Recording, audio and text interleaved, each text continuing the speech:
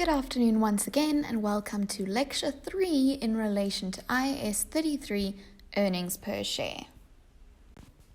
In today's lecture, we will be focusing once again on the calculation of the weighted average number of ordinary shares outstanding during the period, which is the denominator in the calculation of basic earnings per ordinary share. Today, we will largely be focusing on category 2 and 3 changes, being changes for no value and combinations. Before we get into the nitty-gritty, I would just like to remind you how the basic earnings per ordinary share is calculated. We take the earnings attributable to ordinary equity holders and we divide it by the weighted average number of shares outstanding during the period. Now, as I said yesterday, the denominator is quite a mouthful, so we commonly refer to the weighted average number of shares outstanding as the WANZO. Now, the calculation of earnings was covered in Lecture 1, and today we will take a look at the calculation of the WANZO. Now, the WANZO represents the shares that were in issue during the financial year and the shares that were therefore entitled to participate in the profits for the year. Changes in ordinary shares outstanding can form part of one of three categories. The first category is for value. This basically means that in return for issuing shares, we as the entity receive something in return, something of value. The first way that we can receive something for value is that we can issue shares for cash. We issue shares, we receive cash. We can then issue shares in exchange for assets other than cash. For example, we can issue shares and receive a piece of equipment in return. We can also issue shares as part of a business combination or to acquire a majority interest in another company. So in consolidations, you are typically told, we paid 500,000 Rand for a 60% interest in this company. Well, instead of paying 500,000 Rand, you could issue 50,000 shares in your company, and that is then deemed to be consideration, and it is a for value share transaction. Lastly, we can issue shares as a result of the conversion of a debt instrument. For example, convertible debentures could be converted into ordinary shares upon maturity date. When we have a share issue for value, we apply the time weighting factor to the number of shares issued during the period. The second category is for no value, which basically means that there is a change in the number of shares outstanding, but as an entity we have not received nor paid anything of value. The first way in which we can have a no value transaction is if we have a capitalization issue. Think back to IFRS 9. What is a capitalization issue? A capitalization issue takes place when an entity increases the number of shares in issue by providing an additional number of shares in relation to the shares already outstanding. For example, shareholders may receive one additional share for every 5 shares already held in the entity. Secondly, we could have a share split. A share split takes place when an entity increases the number of shares in issue by essentially stating that one share held is now equal to 2 shares. We then have a share consolidation. Now, a share consolidation is the exact opposite of a share split. The number of shares decreases instead of increases. And then lastly in this category, we can have a reduction in share capital. When we have an issue of shares for no value, we restate the comparative period's weighted average number of ordinary shares outstanding. The third category is a combination of for value and for no value, and we have this when we have a rights issue at less than fair value. There will be a further explanation and example dealing with this specific category later on in this lecture. The first category that we are going to look at in today's lecture is the combination category, whereby we have rights issues at less than fair value. Now, when we have a rights issue at less than fair value, shares are issued in terms of a right issue, and they then have a set price which is less than fair value in order to entice the shareholders to actually exercise their rights. When rights are exercised, there is an increase in the number of shares in issue. However, when we have a rights issue at less than fair value, the share issue will contain a bonus element. And this bonus element is basically an element for no value. That is why this is a split category, because there is a bonus element which falls into no value, and then there is a for value element as well. The bonus element will not be time weighted. However, the issue for value portion will be time weighted. Importantly, because there is a bonus element, which is an element for no value, the earnings per share of the prior period will need to be restated to take into account the bonus element. Let's take a look at example 12 in your notes and class examples handout.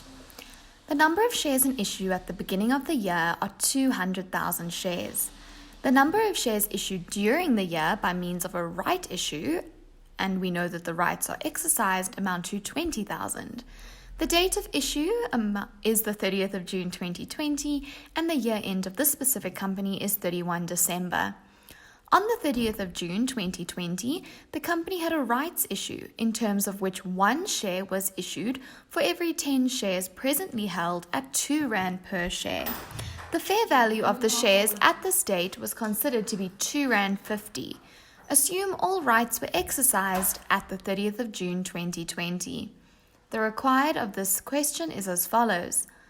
Calculate the number of shares that would be used to determine the basic earnings per share for the current year, as well as that for the prior year. Also calculate the basic earnings per share amounts on the assumption that earnings for 2019 and 2020 amounted to R150,000 and R160,000 respectively, in accordance with international financial reporting standards. Now, the calculation regarding the rights issue that we perform under IAS 33 earnings per share is very, very, very similar to the calculation that you perform under IFRS 9 financial instruments. So we are going to use the table approach in this question. There is an alternative approach outlined in your notes and class examples if you prefer that approach. So if we look at the table, we have number of shares, the rand per share, and the total. Before the rights issue, we know that we had 200,000 shares in issue, and the fair value of these shares directly before the rights issue was R2.50 per share. And we would fair value our shares before the rights issue, which means that our share capital amounts to 500,000 rand. We then have a rights issue, and they told us that the number of shares issued were 20,000 shares. However, they did give you enough information to actually work out that 20,000 rand. Because they said there are 200,000 shares in issue. For every 10 shares currently held, you can get 1 share. So 200,000 shares divided by the 10 shares times 1 gives you the 20,000. But then once again, they did tell you that 20,000 shares were issued in terms of the rights issue. Those shares were sold or could have been exercised at R2 per share, which means that the total proceeds that we as the entity received from this rights issue amounted to 40,000 rand.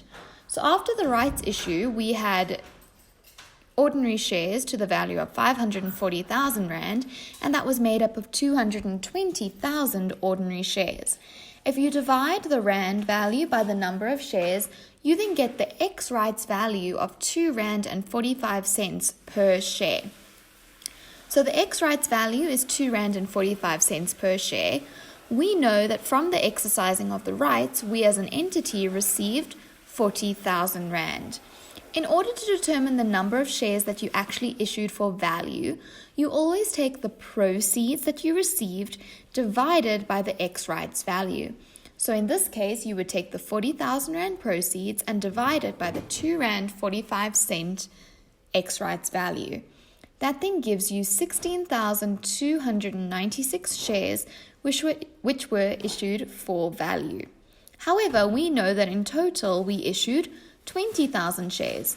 So the difference between the total shares issued and the shares issued for value has to equal your bonus element. And we know that the bonus element is the for no value portion of this rights issue.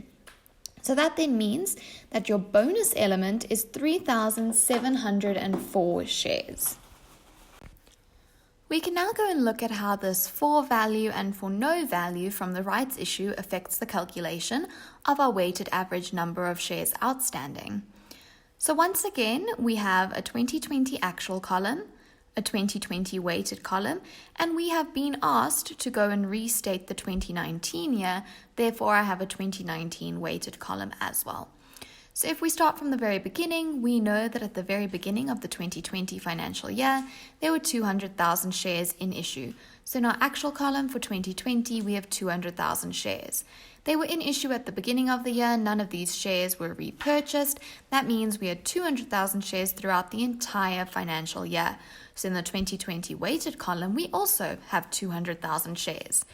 There was no indication of any share transactions taking place in the 2019 financial year, and therefore we assume that we had 200,000 shares in issue at the beginning of the 2019 financial year as well.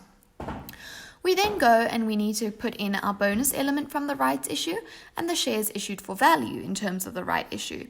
So here I put the bonus issue or the bonus element of the rights issue first. Now, as you can see, the bonus element amounted to 3,704 shares. That goes in my actual column. It also goes in my 2020 weighted column as is at 3,704 shares because I do not time weight if it's for no value.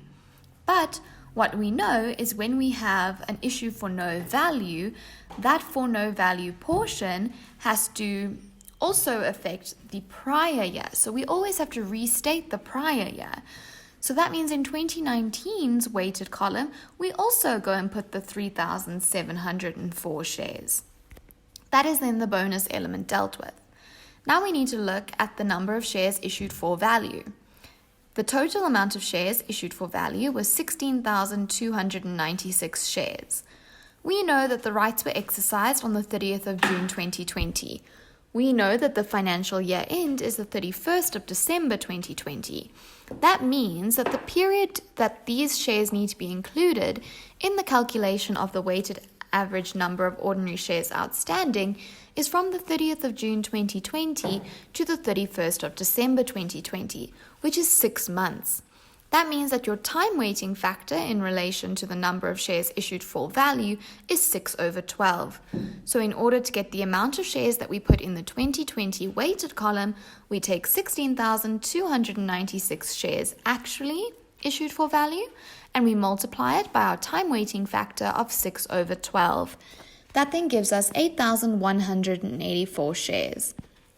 So in the 2019 weighted column, we will have a total of 203,704 shares. That needs to be used when we restate the EPS for the 2019 financial year. And then to calculate the EPS for the 2020 financial year, we use the total from the 2020 weighted column, which is 211,852 shares. If we now go and physically calculate the earnings per share, we will first go and look at the 2019 earnings per share, which we restate. We were given earnings to be 150,000 Rand, and based on our calculation on the previous slide, our weighted average number of ordinary shares outstanding, our WANZO, was 203,704 shares. We know that basic earnings per ordinary share is calculated by taking earnings and dividing it by our WANZO. So if we take 150,000 Rand and we divide it by 203,704 shares, that means that we get an earnings per share figure of 74 cents. Now that we have restated the 2019 EPS, we can move on to the 2020 EPS. We were told that the earnings for 2020 amounted to 160,000 Rand, and the WANZO, as calculated on the previous slide, amounted to 211,852 shares. Once again, we calculate our earnings per share by taking our earnings and dividing it by our weighted average number of ordinary shares outstanding. If we take 160,000 and divide it by the 211,852 shares, we then get an earnings per share of 76 cents. We will now move on to the next category, which looks at the 4 no value events. So the first event that we will be looking at is the capitalization issue. Now, when it comes to a capitalization issue, new shares are issued, but they are not weighted simply because it is not in the 4 value category. The shares in issue after the capitalization issue will be used as if they had been in issue for the entire financial year. And the earnings per share of the previous year will need to be restated. For a very simple example of a capitalization issue that takes place during the year, please take a look at example 14. We are going to take a look at a more complex example, example 15, which looks at a right issue at fair value, which is followed by a capitalization issue during the year. So for this question, we are required to calculate the number of shares that will be used to determine the earnings per share in accordance with international financial reporting standards. The number of shares in issue on the 1st of January 2014 amounted to 100,000 shares. A rights issue took place at fair value on the 30th of June 2014, and all of these rights were exercised, which resulted in 40,000 shares being issued. We then had a capitalization share issue on the 30th of September 2014, whereby shareholders received 1 share for every 7 shares held at that date, and they issued 20,000 shares. We need to assume that the financial year end is the 31st of December 2014. Right, so once again, in order to calculate our OneZo, we have to draw up our little table. We are working with the 2014 financial year, so we have a 2014 actual column, a 2014 weighted column, and then a 2013 weighted column, because we know we have a capitalization issue, which falls into the no value category, and therefore we are going to have to restate the EPS of the prior year. So at the beginning of the 2014 financial year, we are told that we have 100,000 shares in issue.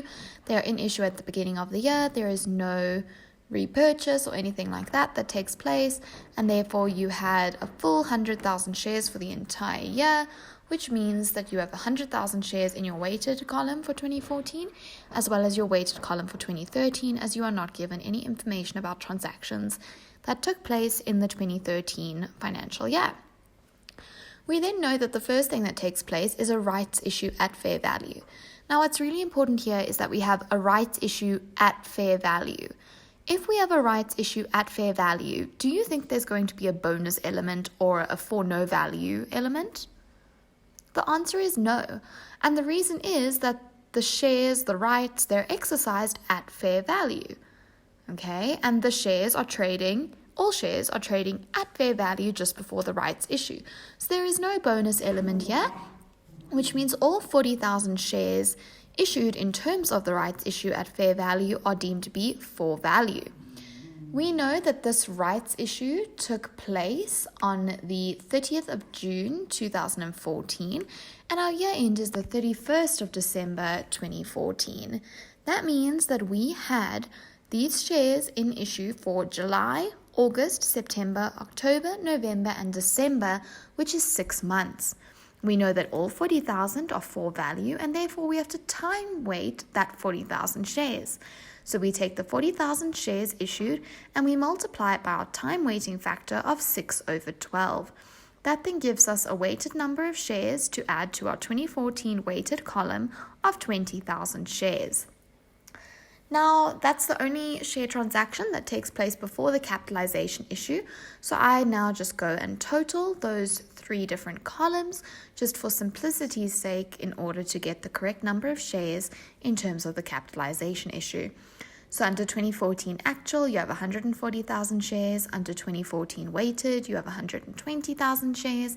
And under 2013 weighted, you still have 100,000 shares that were in issue at the beginning of the year.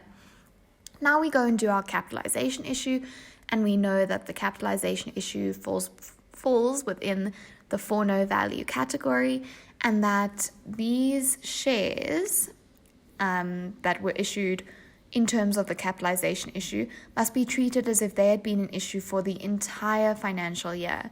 So what you go and do is you go and take the 140,000 shares under actual and you divide it by 7, because for every 7 shares held, you as a shareholder received 1 additional share. So 140,000 divided by 7 shares times by 1 share gives you 20,000 shares that were actually issued in terms of the capitalization issue. We now go and do the same thing under the 2014 weighted column. Under the 2014 weighted column, we have 120,000 weighted shares in issue. We divide it by 7 because for every 7 shares held, you received 1 additional share. That means that there was 17,143 shares under the 2014 weighted column. We then do the same thing in 2013 because this is a part of the for no value category, and therefore we have to restate the prior period. So we take the 100,000 shares, we divide it by 7 shares, and we multiply it by 1, which gives us 14,286 shares. That means that when you go and restate your earnings per share for the 2013 financial year, you will use 114,286 shares, and when you go and calculate your earnings per share for the 2014 year, you will use 137,143 shares.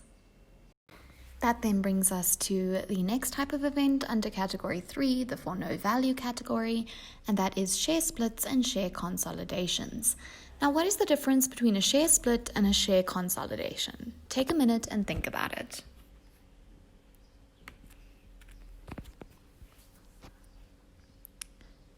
A share split is when you turn, for example, 1 share into 2 shares. So your number of shares increases.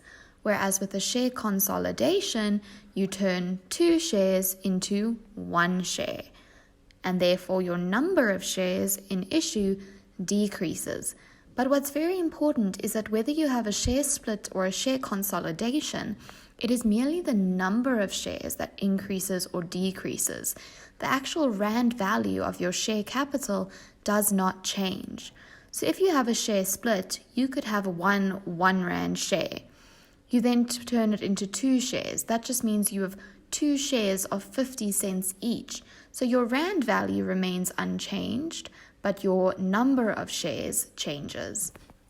When you have a share split or a share consolidation, we follow the same principles in terms of calculating the weighted average number of ordinary shares outstanding as we do with a capitalization issue, and the earnings per share of the previous year will be restated. The principles relating to share splits and share consolidations are dealt with in example 17 and example 18 in your notes and class examples handout. I will be taking a look at example number 18 with you on the next slide. Let's take a look at example 18. The given information is as follows. On the 1st of January 2020, we have 500,000 ordinary shares being issued at 1 rand each. We also have 100,000 preference shares issued at 3 rand each, and the fixed preference dividend is 30 cents per share per annum. We then get the profit information, and for 2019, we had profit for the year of 400,000 Rand, and then we had profit for the year in 2020 of 600,000 Rand. We are also then told what the dividend paid in terms of preference dividends and ordinary dividends amount to for both of those years, which will aid us in calculating dividends per share. That then gives us retained earnings balances at the end of the 2019 financial year of 350,000 Rand and at the end of the 2020 financial year of 520,000 Rand. Let's first look at the calculation of earnings. We know that earnings is calculated by taking the basic earnings less the preference dividend. If it's non-cumulative, it needs to have been declared. If it's a cumulative preference dividend, we always go and deduct it. So we start off for the year ended 31 December 2019 with our profit for the year of 400,000 Rand. From that, we need to go and deduct our preference dividends. Now, we are not explicitly told whether these are cumulative or non-cumulative preference dividends, but if we go and we look at the retained earnings information, we know that a preference dividend was actually declared in each year because a dividend was paid and taken out of the retained earnings account. So, in order to get the value of the preference dividend, we take the 100,000 preference shares and we multiply it by 30 cents per share, which is the fixed annual dividend to which they are entitled. That then gives us basic earnings for the year ended 31 December 2019 of 370,000 Rand. If we then go and do the same thing for the year ended 31 December 2020, we take the profit for the year of 600,000 Rand and we deduct the preference dividend of 30,000 Rand. That then gives us basic earnings of 570,000 Rand. Now, I realized that on the previous slide, I cut off the information too early, but they tell us in the information, for example, 18, that the number of shares before consolidation amounted to 500,000, and then after consolidation, we had 125,000 ordinary shares. So that means that after consolidation, we have 125,000 shares. There were no other share transactions to take into account when calculating OneZo. So that means in 2020 and now in 2019, we are going to restate the earnings per share by using a OneZo of 125,000 Rand. So if we look at the 2019 restated earnings per share, earnings amounts to 370,000 Rand, and then the OneZo is 125,000 shares. If we divide the two, that then gives us an earnings per share of 2.96 Rand. If we then go and look at the 2020 earnings per share, we have basic earnings of 570,000 Rand and a OneZo of 125,000 shares. If we divide the two by one another, that then gives us an earnings per share for the 2020 financial year of 4.56 Rand. That now brings us to the end of example 18. That brings us to the end of lecture 3 regarding IAS 33 earnings per share. We have now covered majority of the content, and anything outstanding you can look at in your notes and class examples as stipulated by the daily work schedule. In lecture 4, I will be looking at a question from the question pack, and I will be going through the questions step by step with you.